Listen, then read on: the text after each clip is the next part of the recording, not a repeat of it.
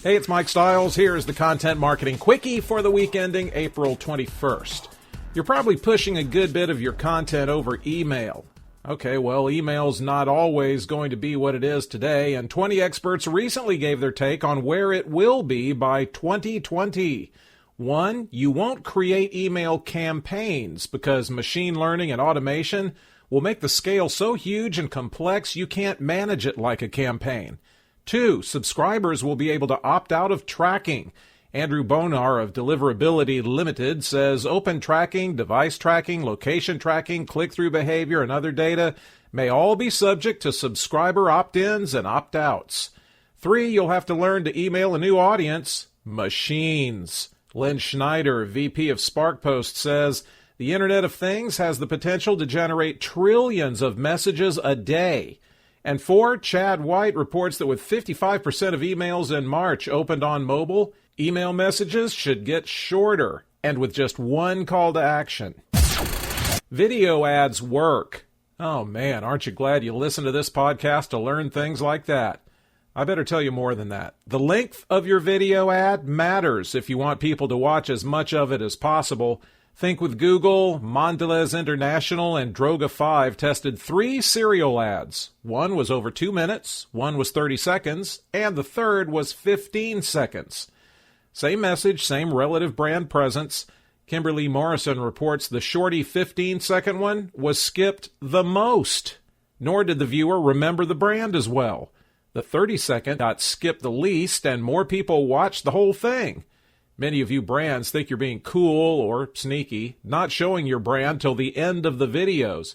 But just 15% of people watch long ads all the way through, so what have you accomplished?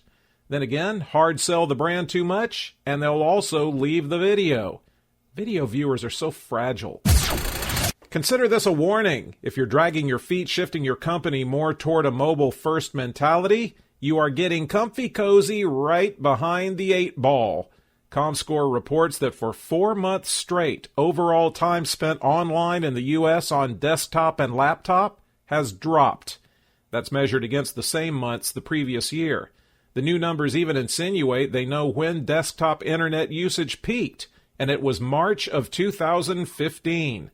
Jack Marshall writes as recently as May of 2015, mobile and desktop were both growing. Now, that's not the case. One is dropping while the other continues to grow.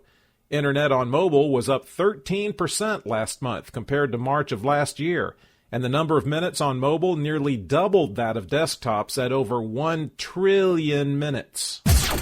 More and more people are discovering podcasts they like and getting into the regular habit of listening to podcasting, but one thing has sort of been holding back the floodwaters of podcast consumption. No podcasts on Google Play for Android users. Well, all that changed Monday. NPR kind of accidentally blew the whistle a little early, but that's okay. We'd heard from Google itself back in October podcasts would be added to the platform. And like music, you'll see podcasts based on your mood, your activity, or your interests. Lauren Keating reports for Tech Times that if you have a podcast, you can submit the RSS feed for approval, and if approved, you can join podcasters already aboard like Earwolf, Radiotopia, HBO, and Tim Ferriss.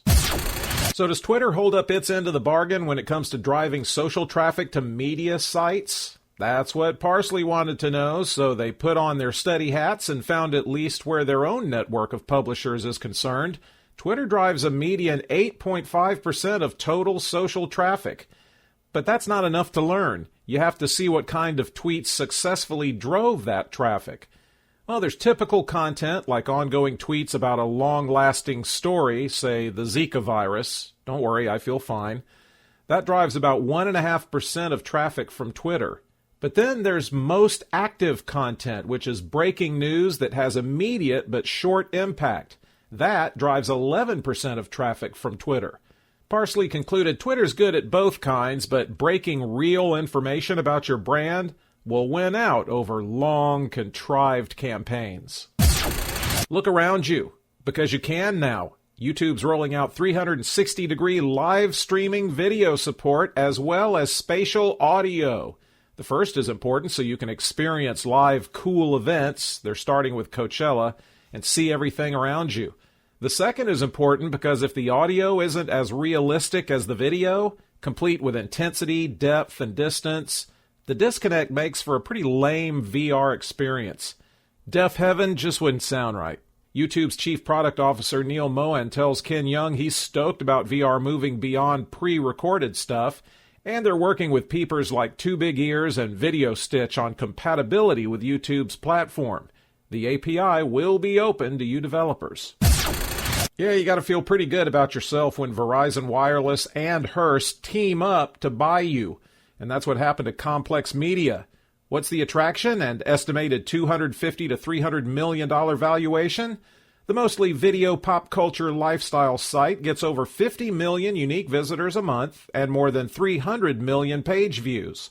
Verizon likes that because, as Senior Vice President Consumer Product and Marketing Brian Angiolette says, the decision is a continuation of our media strategy focused on disruption in digital media and content distribution and building a portfolio of the emerging digital brands of the future for the millennial and Gen Z audience. Lucas Matney writes, Complex CEO Rich Antoniello is staying aboard and in charge, and the brand will be left alone to operate independently. Well, as independently as you can when you're owned by Verizon Wireless and Hearst. It's the old eating your own dog food argument. You'd think no one would be better at content marketing than content marketers. Well, NewsCred took a look at how well articles about content marketing have been performing, and sure enough, they're getting more attention and engagement than social feed ads or display ads do. But Benji Boxer reports there are lessons to be learned in the data. If you want to grow your audience, you're no different than anybody else. You're going to have to do paid distribution, so get over it. And you'd be wise to use email to push your articles, because that really works. When email's the main traffic source, the average article totally outdoes other articles. And interestingly, licensed articles outperform original content on some channels for engagement. The thought is it takes high-quality journalism to at least initially capture attention. Did you know Bob Marley was black? Well, Snapchat sure does. Alex Heath reports they did a fun little thing that they've done in the past, made a lens that lets you take a selfie and overlay a filter that makes you look like Bob Marley. They did this Wednesday to commemorate some big weed day. I don't know, I'm a muscle relaxer guy myself. Well, if you are hyper-tuned in to political correctness and looking for reasons to be outraged at the drop of a hat, you can already imagine what I'm going to report. Users immediately claimed it was the digital equivalent of blackface. You can't portray a black person if you aren't black, even if you love that person and are paying tribute to him. I don't know if portraying Bob Marley as white would have resulted in less backlash, but there you go. Snapchat worked with the Bob Marley estate to create the lens, but what do they know? The important thing is to get mad and stay mad, as if that's what Bob would have wanted. Content Marketing Institutes rolled out their B2B Enterprise Content Marketing Report, and we get some of the numbers from Amy Gessenhughes. There's not a lot of faith in their content marketing strategies. 74% of the content marketers have one, but only 22% think their efforts are particularly effective. Only 35% of those that have a strategy document it. I guess the rest just kind of have it in their heads somewhere. The most used tactics were events, videos, and social. And speaking of social, LinkedIn was the most popular social platform for B2B, with YouTube second and Twitter a close third. B2B likes paid distribution, and search engine marketing is their fave method of it.